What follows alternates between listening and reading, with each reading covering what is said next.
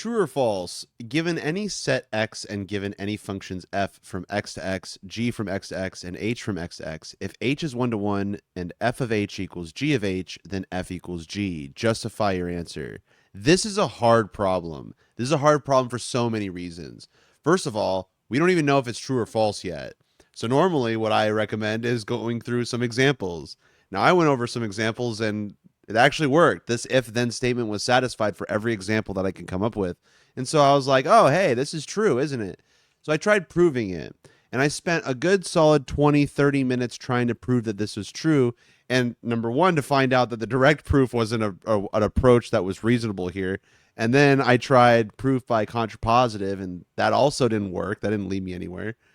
And that's only to find out that this is actually false. H is going to be a function from the positive integers to the positive integers, defined by h of n equals n plus 1. F is also going to be a function from the positive integers to the positive integers, but this is going to be the identity function. It doesn't do anything.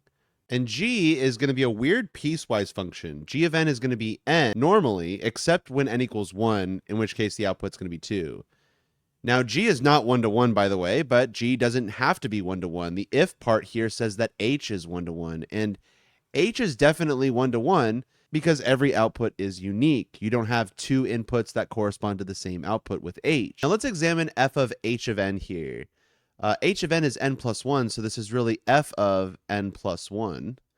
And f is the identity function, which doesn't do anything to the input, so the output will just be n plus 1. G of h of n is going to also be g of n plus 1, but n is a positive integer, meaning that n plus 1 is greater than or equal to 2, since n is greater than or equal to 1.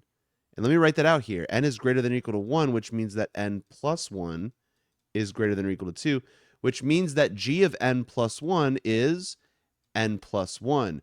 Notice we get the same result whether we do f of h or g of h. So that means this part of the if condition is satisfied. But f and g are not the same function. If you notice here, f is the identity function, but g is not quite the identity function. And in particular, g of 1 is 2. But f of 1 is 1, and so g of 1 doesn't equal f of 1, and so g does not equal f. And so that should be does not equal there. And that proves that this conclusion is false. So even though the if part is satisfied, the then portion is not satisfied.